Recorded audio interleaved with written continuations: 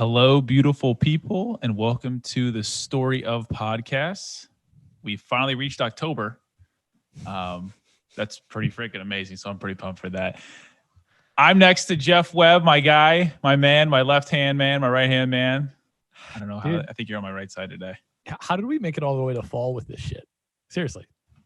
I don't know. This is our 1 year month coming up. We've done a whole year podcast. We switched up twice. Yeah. And hopefully I looked it up. So our subscription to send out the podcast renews on November 17th. So okay. I think that's our birthday. Not a chance. I'm telling you, our first episode was in October. I'm gonna get the date. I'll have the date by. Yeah, it was because we didn't need the pro subscription. No, for the first couple episodes. Yeah. Then we started uploading more. Okay. Yeah. Well. All right. We'll have that.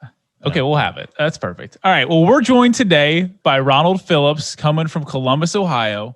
I am super excited to have Ronald on to share his truly amazing story.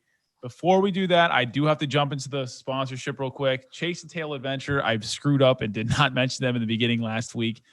Go check them out on Instagram at Chase and Tail Adventure and their website, www.chaseandtailadventure.com. Use the promo code Untitled to receive 20% off. They've been bow hunting like crazy since it just started. Little backstory on how Ronald and I know each other. We went to high school together. We wrestled together, and he was my sparring partner for, I believe, 2 years. We went after it, blood, sweat, tears, all that good stuff, and he graduated in 2013. Ronald, welcome on, man. Thank you. I'm glad to be on. I'm glad you reached out, and gave me this opportunity. Yeah, man, absolutely. I think you and I went back and forth a little bit. You were a little nervous coming on, didn't understand why your story needs to be shared, but I think after this podcast, I think 100% you will have moved a lot of people, and people will understand moving forward what happened and what they could do for possibly a story for them. Now, you are a survivor of cancer. Yes, sir.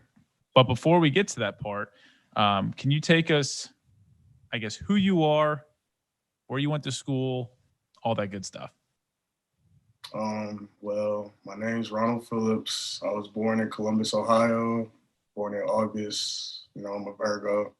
And I attended Tuskegee University for 4 years, obtained my bachelor's degree in chemical engineering. And that's pretty much me. Okay. Tuskegee, that's down in Alabama, right? Yes, sir. Alabama. Tuskegee, Alabama. It's like a second home down there? Yeah, I miss it, honestly. What's the mascot, and how'd you hear of that school?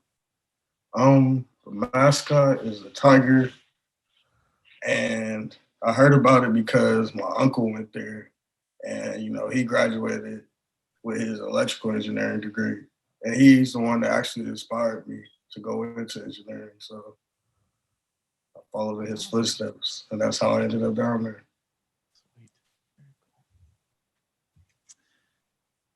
All right, so I think we'll start at the real part of your story, if that's okay. So you graduated college, and what happened? What happened? Well, I guess just go down your life story here. Where'd you end up moving to? And I guess we can slowly get into what happened with you medically. So pretty much after college, I ended up coming back to Columbus, to find employment, trying to find a job and with my degree and everything. So I was finding jobs, but they really weren't in my field. So pretty much I was just working any job just to keep me afloat until I could find something that was in my field. So then while I ended up was a delivery driver at UPS, was making pretty good money. It was enough to make me question why I even went to go get my chemical engineering degree. But then that's honestly where it all started at. So I started like having pains in my back, and like it was becoming painful to walk and stuff. And being a delivery driver, that's the main function of the job is walking and stuff.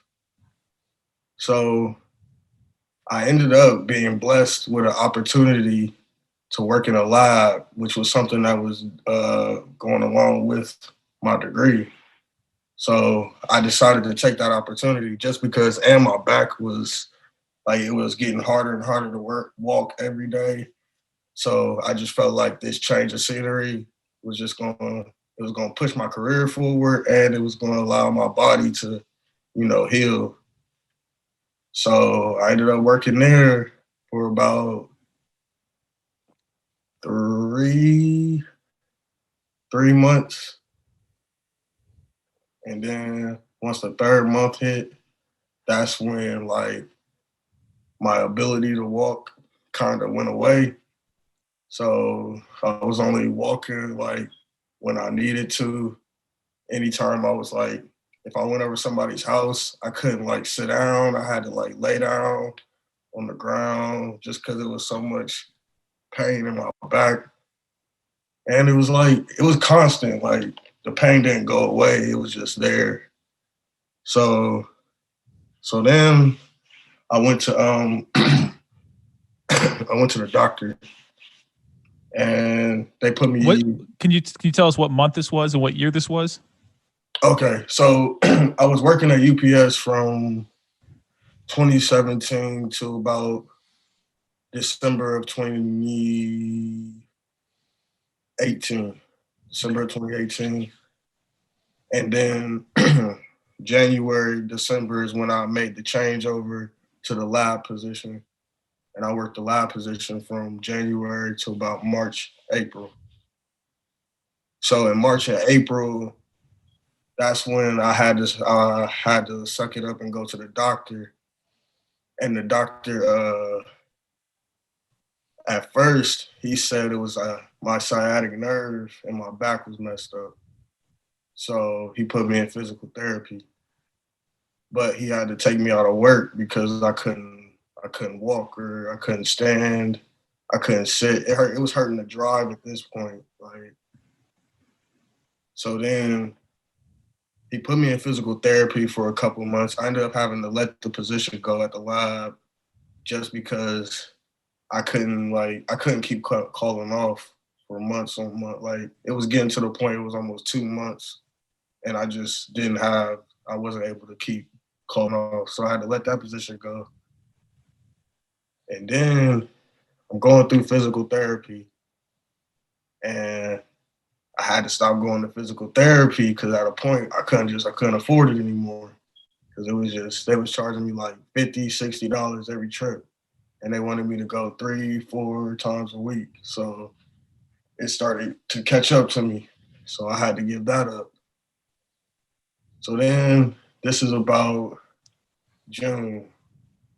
So from June to July, she made like my physical therapist, she understood what was going on. So she made me like a home packing and stuff for things I could do at the house, because she knew that I wasn't going to be able to like keep coming in. So once I went through that, it was about a month worth of time where I was just at home on my own going through it. And then I ended up like something in my stomach, like I'm not really sure what happened, but like I wasn't able to hold down food. I was eating like a bowl of cereal a day, and that was just to put the nutrition in my body, but it was coming back up eventually. So you were losing a lot of weight. Yeah. At this point, the weight was going pretty drastically. I would say 2019, like at the end of 2019, before everything started, I was about 180. By March, I was 130. And how tall are you? Like 6 foot, 5'11". So Yeah, it was dropping pretty drastically. So then I had to by this time I had every scan possible, but I didn't have an MRI. So I sucked it up and I went to go get an MRI because they were saying it was something with my back, this like sciatic nerve, and they were trying to decide if I needed to get the shot, the quarter feeding shot, or not to help me out, like to ease some of that pain. So I go in there, they give me the shot. I mean, they don't give me the shot. I have an X-ray. They say everything's okay on my spine and everything, and then I have an MRI, and he tells me that it's going to take a week for the results to come back. He called me the next day. That's when I knew it was something because I was like, dang, he told me it was going to be a week. And that's the day I found out that I had cancer. And that day, he pretty much recommended me to an oncologist. And from there, the process just happened like very, very quickly. Everything sped up. So this day that you found out, how far away was it from when you first started having back pain?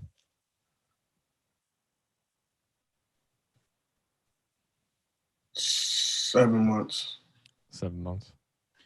Now, I'm going to go back to the beginning of the 7 months when you're working at UPS. You carry boxes to people's houses. One of my buddies, works at UPS. He loves his job. And he tells me sometimes his back hurts. Did you think it was just, oh, new job, I'm up and moving like crazy? It could be just this? See, that, and yes, that's what I thought it was. I thought it was just like soreness, you know. I played sports. I've done that my whole life, so I know when my body's sore. And that's what it felt like starting off. It just felt like I was sore, like I was stiff, like, and plus they had me in this beat up stick shift truck that nobody should have to drive, but you know, you gotta do what you gotta do. So I just thought it was just because I was in an awkward position having to drive this stick shift that that was just where the pain was coming from. So I was vocal with them about it going on, and you know they were vocal back that they wanted me to fight through it.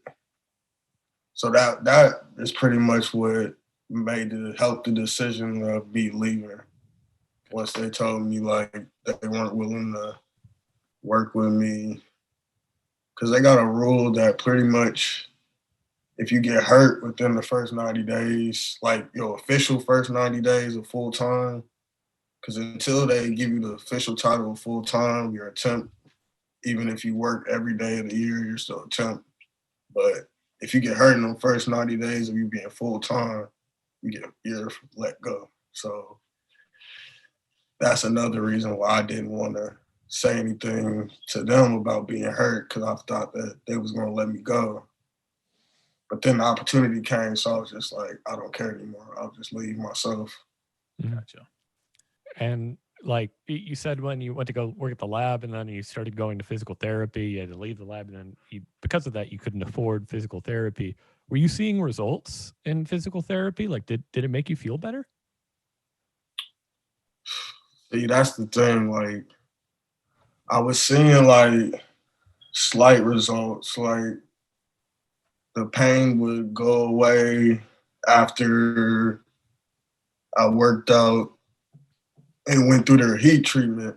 But after the heat treatment, about an hour, 2 hours afterwards, the pain was probably like 10 times as worse just because I had worked out that specific spot.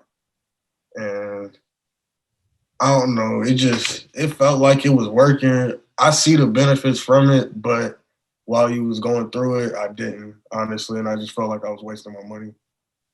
And would you say that after the heat treatments, you said 2 hours after, would you say that'd be the worst pain you were feeling throughout this whole 7-month period? Yes, sir. But 2 hours after, I probably wouldn't be able to stand for a good 30 minutes. to an hour with straight sharp back pain. Like it just felt like it was piercing and it wouldn't go away. So yeah, I said Did it you was have pretty. did you have any pain medicine? Did you have Oh friends that would yeah. help you out? I mean, I think that's where the stomach problems came from because I was trying to cope it with pain medicine and I wasn't able to like eat as much. So, you got to eat if you're going to take medicine or it's going to corrode you, like it's going to mess up your insides. And I think that's what happened to help with the weight loss and stuff. So, most of the time I was taking like 1,000 milligrams. If I had to leave somewhere, I would have to take 1,000 milligrams ibuprofen, and we would leave. And then I probably have to take something before I go to sleep, just so I could be able to get through the night. Man, wow.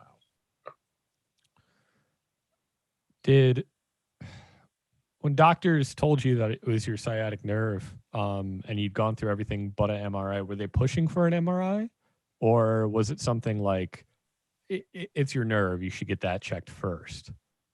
It was more like, pretty much they were like that. They wanted to. It was like a checklist, kind of. Like they wanted to check this and make sure it wasn't that. And once they decided that it wasn't that, they moved on to the next thing. And that's how I felt like they were approaching it because they didn't really know what was going on.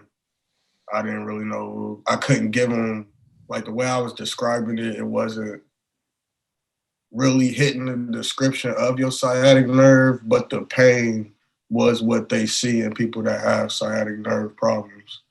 So that's why they was approaching it that way, to the thought that it was the sciatic nerve.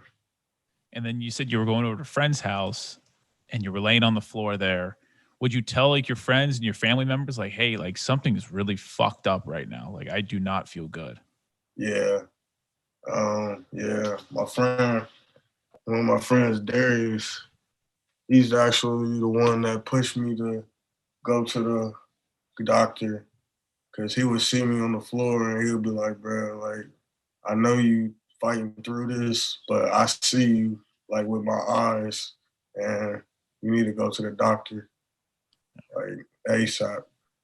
And that's when I went. Like, I mean, people were saying that I should go up until then, but it was like I was ignoring them just because like I was still able to function. But once I started losing that function, like he saw me through the losing of the function. So that's why he was like, bruh, like you need to go. Like I wouldn't tell you this if I didn't see it with my own eyes. Is that Darius? Darius that was on the wrestling team? Yes, sir. Coles? Yeah, It's a legendary man right there. right. Yeah. So we'll go back to where we were in the timeline. 7 months after you started feeling pain, and after 1 day turnaround from your MRI, you get a call and you find out it's cancer. What are your options? Like, does the doctor sit you down and say like, hey, we can do this and this? No, he didn't give me options. He said, I mean, pretty much he was like, we're going to get through this. So he told me what the next step was. It wasn't like it was an option we were going to talk about. He was like, nah, this is what we're doing next. So, and I mean, I knew I had to go along with it. You know what I mean? Like, he knew best at this point. Like, so. Can you take us through your mind the moment he told you that? Did you have anyone in the room? Was it just you? Or was it on the phone? Did he tell you this on the phone or did you go in and meet him? Nah, it was on the phone. He was actually out of town. That's why he was saying that I would get my results within a week because he had to go out of town on vacation with his family. And he called me while he was on vacation from his personal phone. So he probably thought it was nothing. That's why he said you were going to wait a week. Yeah. Okay. So you're sitting on the phone. What's going through your mind? Are you freaking out? Nah, I didn't freak out while I was on the phone. It was more like after I was on the phone. After I got off the phone, that's when I had a little freak out. Yeah. But the only reason I freaked out is because like once I found out, I had my immediate circle. You know, you got your closest of friends. You know what I mean? So I hit them all up, and none of them responded for like an hour.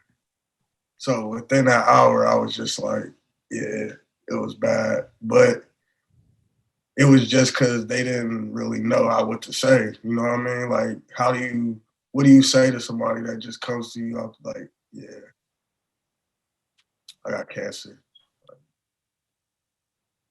That's a hard, you know, that's a hard response to give to somebody. It is. What would you like? Would you be able to articulate like what you think you needed looking back at that moment? Like in that 1 hour, what do you think you like would have wanted somebody else to say to you? Man, shoot. I just, I don't know what I was looking for real. Probably just somebody to say like it's gonna be okay. Like, you know, I had my moms, you know, and my dad, but like that's a different type of relationship, you know what I mean? Like I feel that love every day. You know what I mean? Like that love is you can't mistake that love. But like when you venture out and talk to people that aren't like your immediate family, the people that you're around 100%, and when you know sometimes you want a certain response sometimes and you don't get that response, that's when you're just like, oh dang, I thought they was just gonna, you know, I don't know. And then I don't like thinking too much into it, you know what I mean? Because that could really mess you up too. Mhm.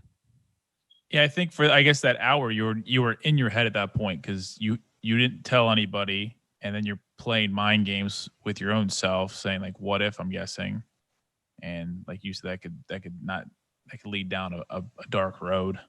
So, Yeah. all right. So for people that don't know, what kind of cancer did you have, and what stage was it? Can you give us a description of what happens to people with that cancer and stuff like that? Um, so I had stage 4 non-Hodgkin's lymphoma. So pretty much that's like a blood. It's like a blood cancer kind of. Like it pretty much it starts out somewhere and it's dormant and you really don't know about it until it moves. And once it moves, that's when you get the severity. Like mine's moved to my liver or right behind my kidney. So that's why I was having that back pain because that's where it was at. And the cancer was right there. So it pretty much it sits there and it attacks.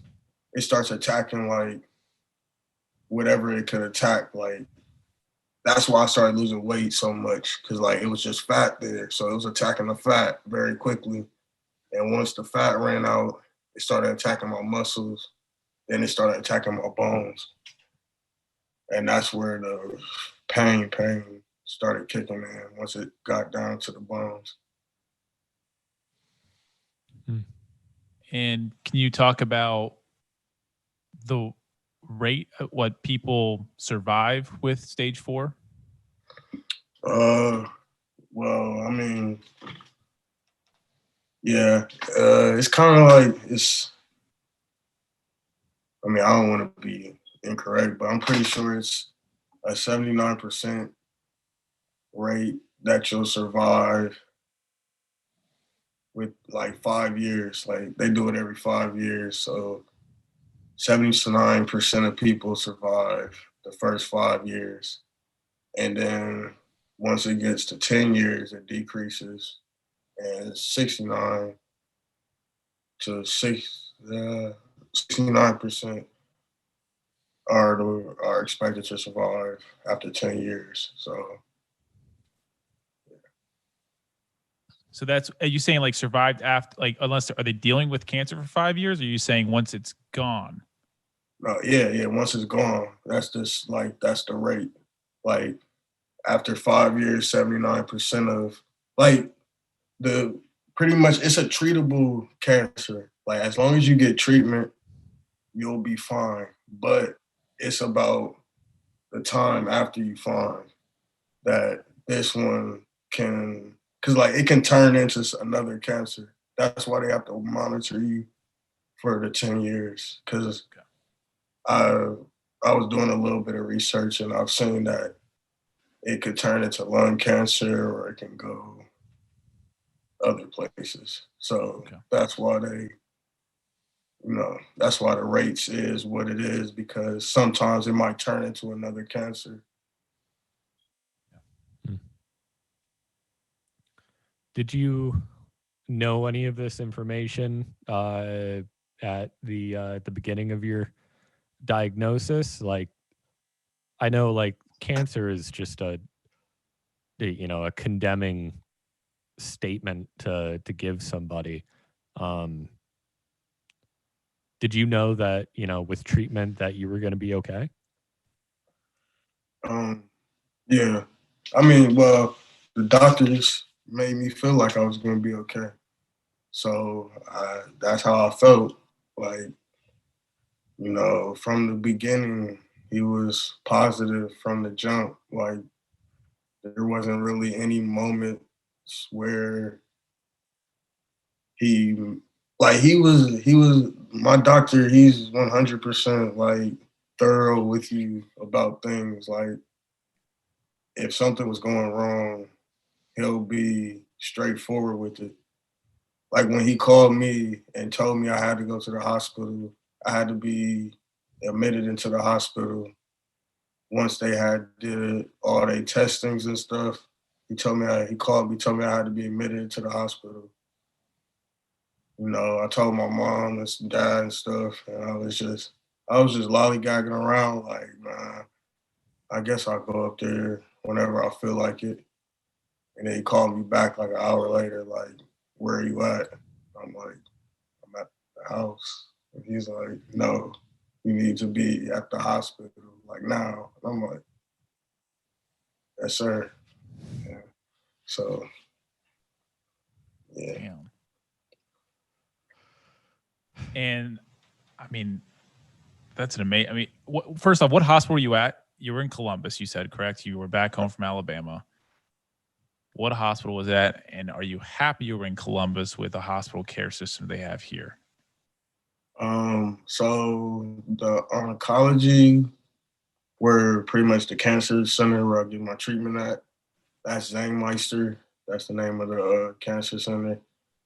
But the hospital I was admitted to that cared for me for my first treatment and most of my tests that I had to do get done up until the treatment was Mount Carmel East.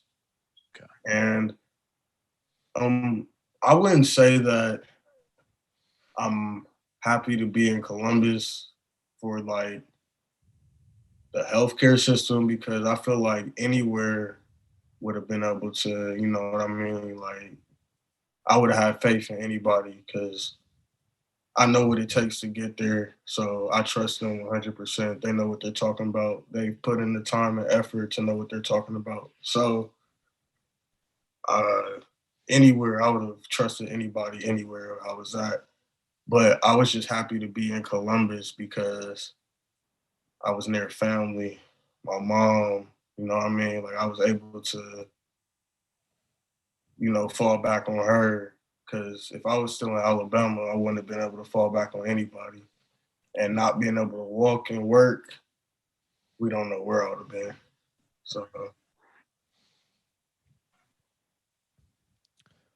So when you talk about like falling back on your family, were you able to?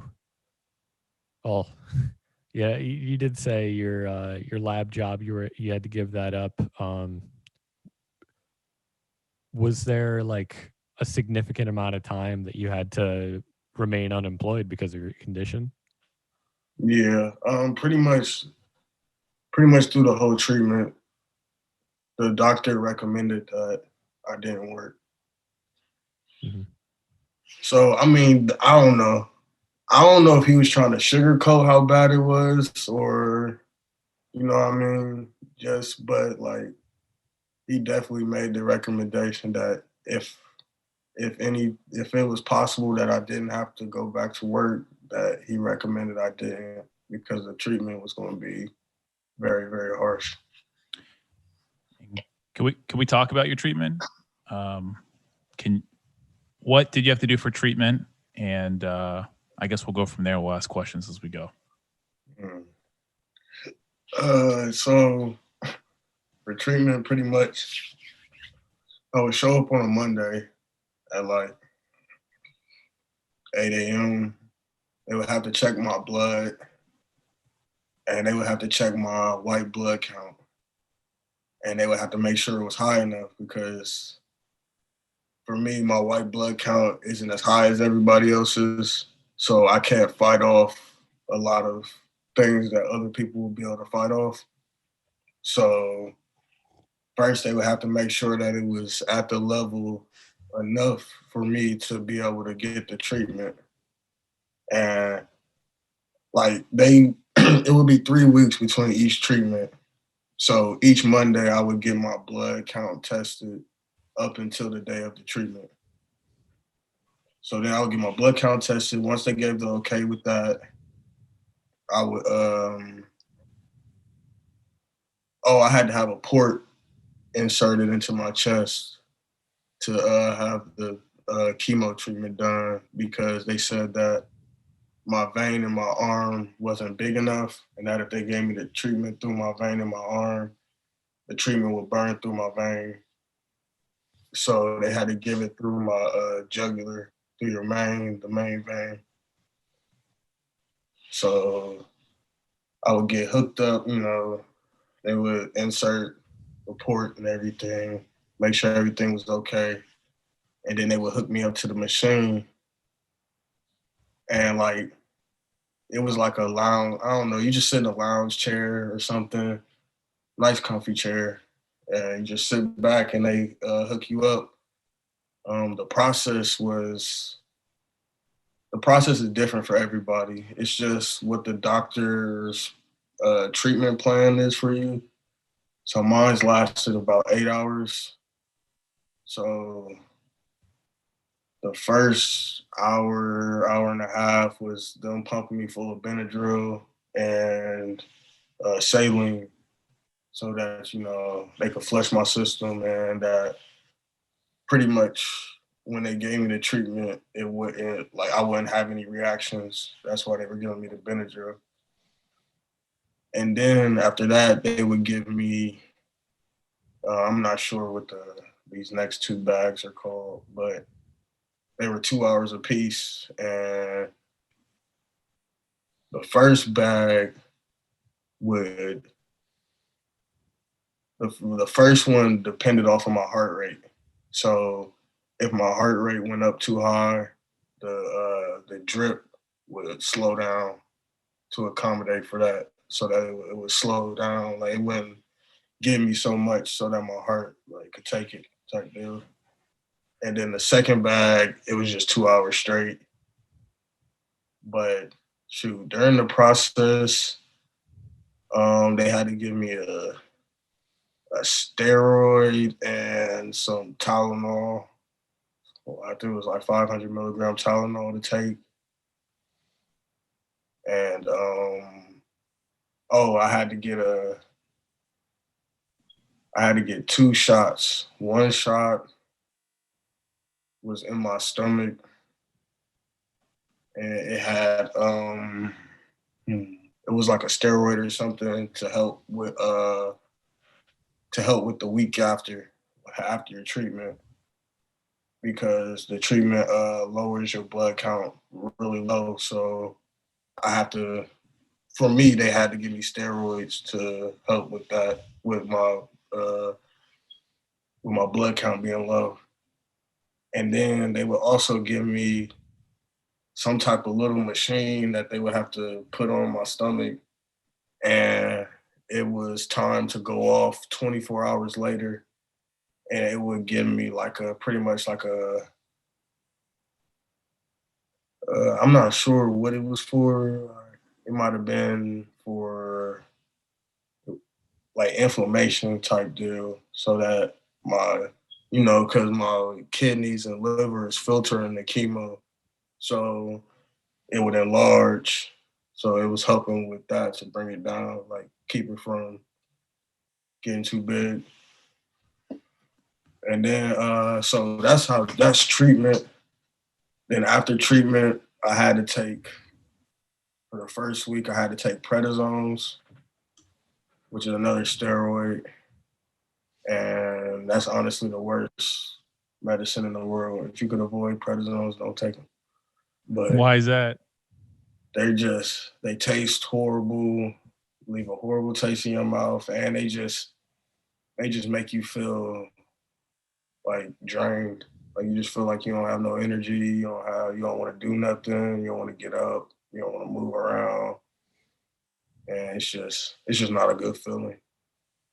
But I had to take that for a week, and then after that, I had a week off. So it was like I would have treatment first week, and the next week I wouldn't have anything, so I'll be recovering. And then on the third week, I would be almost back to like full energy, like back to myself, and then it'll be time for treatment again.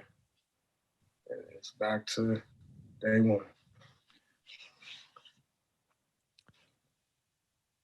Now, was the actual process of chemotherapy, like sitting in the chair, is that, I guess, like it's physically invasive, but is there any discomfort in the actual treatment?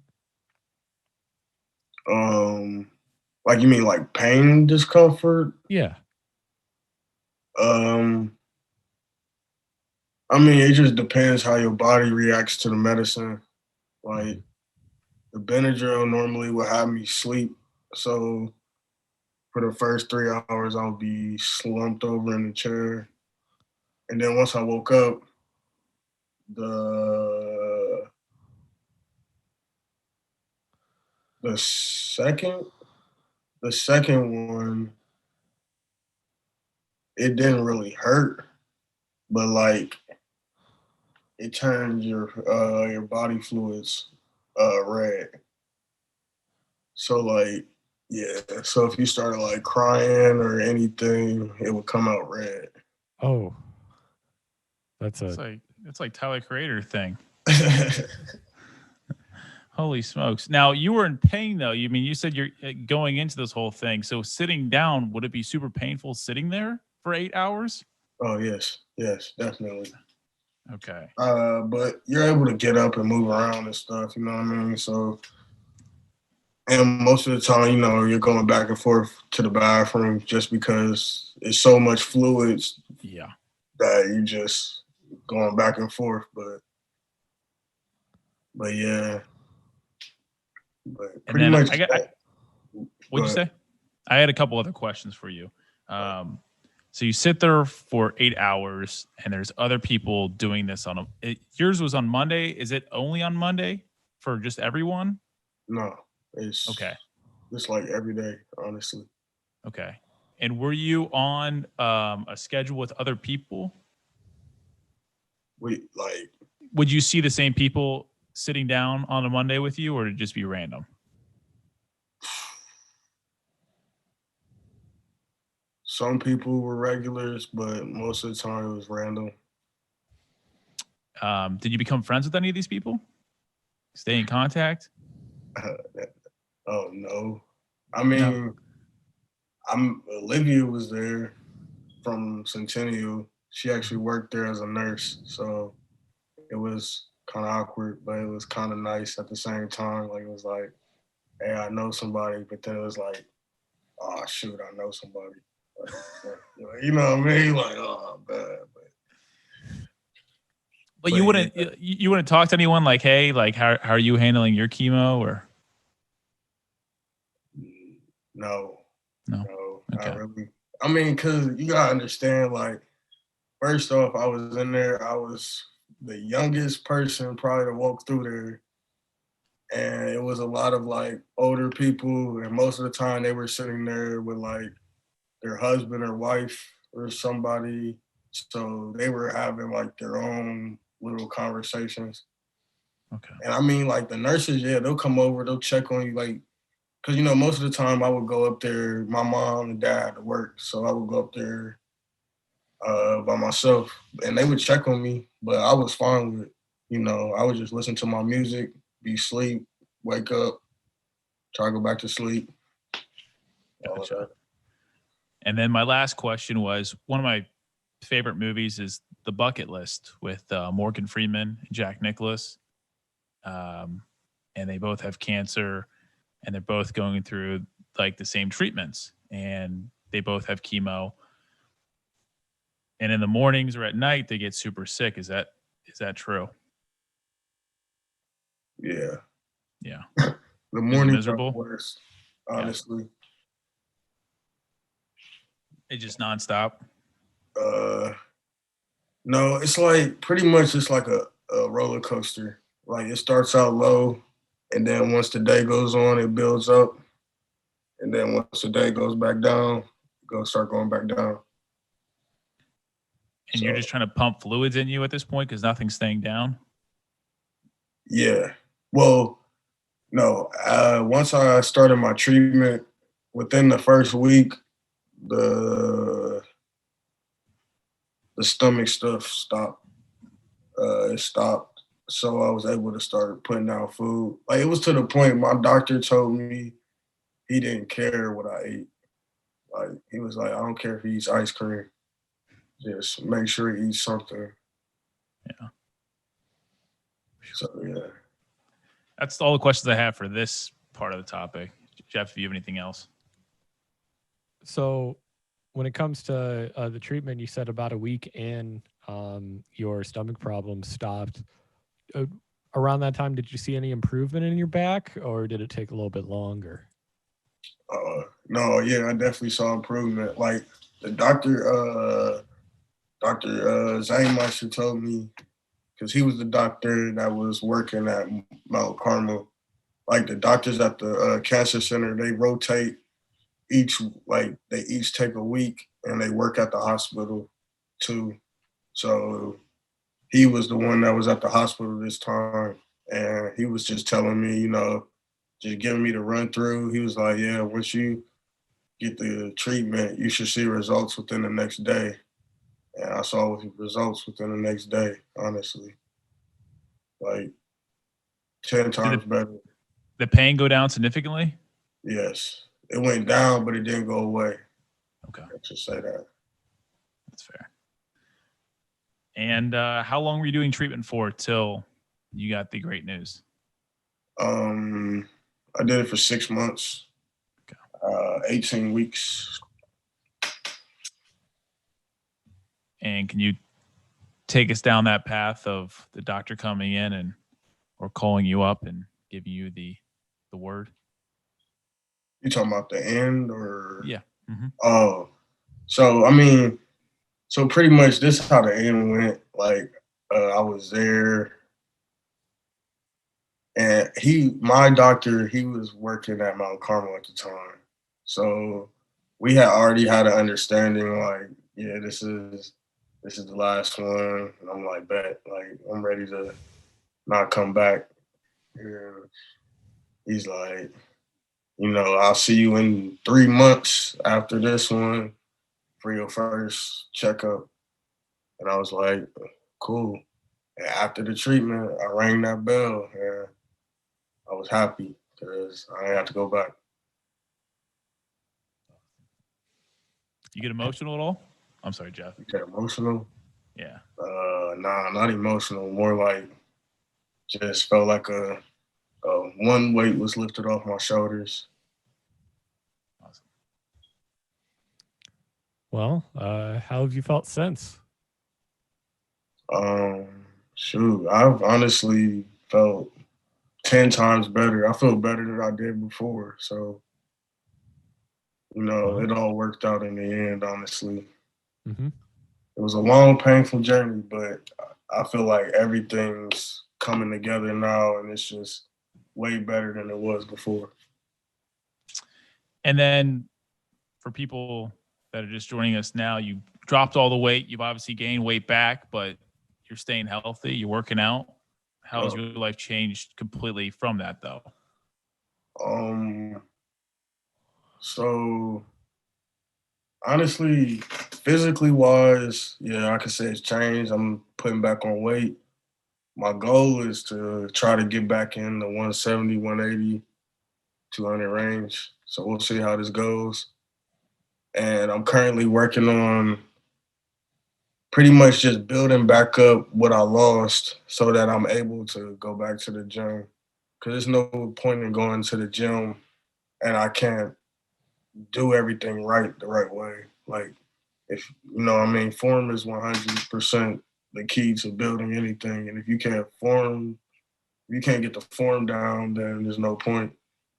So I say physically, that's how I've changed. But mostly, it's honestly changed me mentally 10 times over. Like, I don't even know how to explain it. Like, I'm just more like, I could say I have regrets, but not like in regrets and like I regret life, but more regrets like now I wish I would have handled situations differently. And now I want to live my life and handle them differently. So mentally, that's how it's made me a better person. It pushed me to go back to school, all of that. So And you want to tell people what you're doing now? Obviously, we all know you graduated with an undergrad, but what's the next step?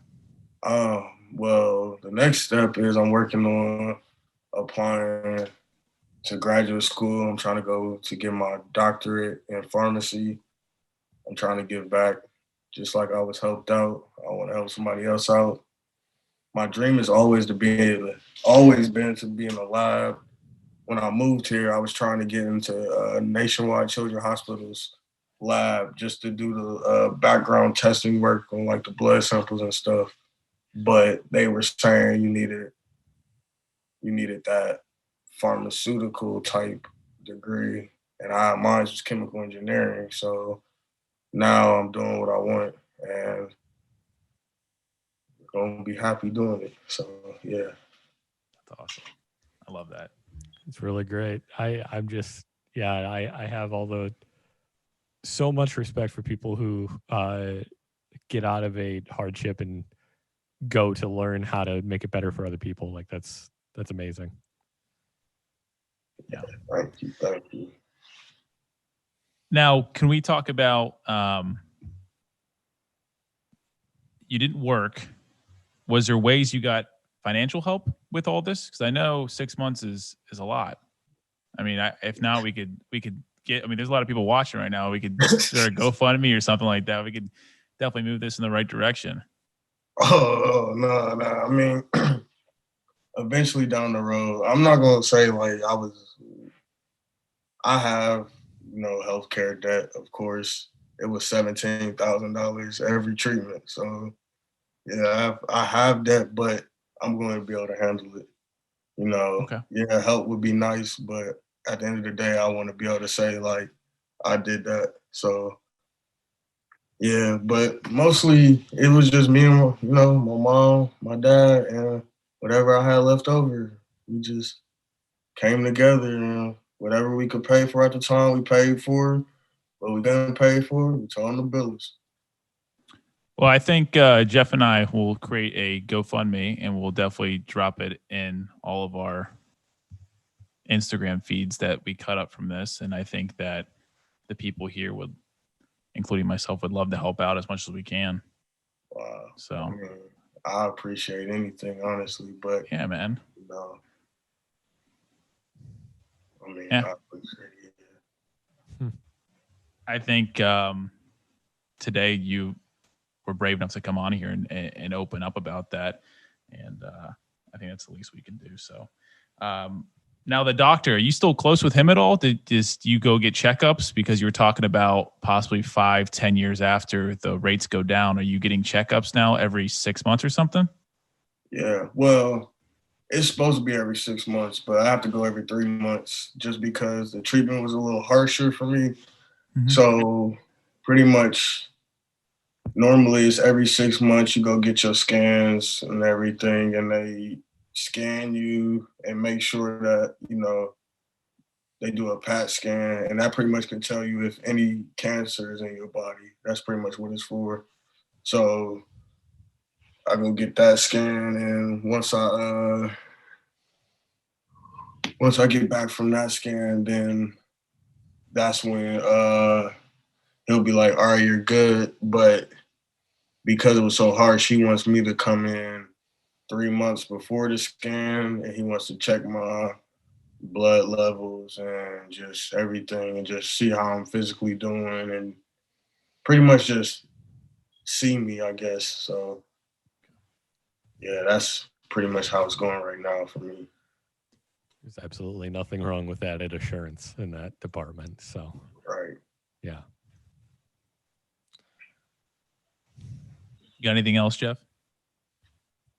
I think I've asked everything I want to. Yeah.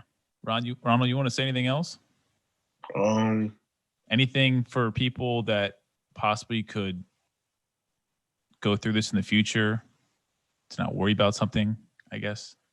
Yeah, I mean, if I say anything, I just say reach out. You feel me? Like, it's going to come a time and a point where you're going to feel like it's just you know what I mean? So reach out. Don't be afraid to talk to somebody about it. Don't be afraid to talk to people about it, because, like, keeping stuff bottled up, especially like that, it'll make you go crazy. And just, find the positive in everything for real. Like, no matter what, like, even if there is a negative, just try to find a positive in that negative. Like, that's pretty much what got me here, and it's just made me a happier person, honestly. I feel like that'll benefit everybody. Just happiness going through that process, because it could be definitely a sad process. It's a perfect way to end the podcast, man. So I appreciate you coming on and opening up about this. Thank you. I thank y'all for having me on, for letting me speak on y'all's platform. Y'all have a beautiful platform, and I love what y'all are doing with it. And I just can't wait to see y'all blow bigger. I appreciate that. Before you go, though, Jeff has to say some final stuff. Yeah. All right, Ronald, thank you for coming on, being part of the Story of podcast. Your story needed to be heard. I'm sure a lot of people find comfort in what you talked about today. This is the Story of podcast. If you would like to talk to us about any topic, anything, if you want to be on the podcast, you can shoot us an email at thestoryofpod@gmail.com. You can follow us on Instagram and Facebook. Instagram at story of pod _ Yeah. I do the computer, folks. Yeah. And then follow us on Facebook right here. Links in bio description as always. And you can find us on any place you get podcasts. We got SoundCloud, we got Apple Podcasts, we got Google Podcasts, and Spotify, and of course here on Facebook Live for all the people watching our wonderful video feed that we have here. We're here every Thursday at 8 p.m. live, and recorded podcast up the next day. And that is all for me. Yeah, Ronald, this is October 1st. So you're the first of 5 guests this month. We have an action-packed month. Everyone's all filled out. But again, guys, if you want to contact us, please do, because we have to fill up November and December, move on from there. Big shout out to our sponsor, Chase and Tail Adventure. Go check them out on Instagram at Chase and Tail Adventure and their website at chaseandtailadventure.com. My sister says, Jeff, get it together. I'll figure it out. Oh my goodness, guys! Thank you so much for coming in, Ronald. You're the best, man. I really appreciate it. You hopefully inspired a lot of people today, man. Thank you. Yeah. All right. Good night, guys. See you.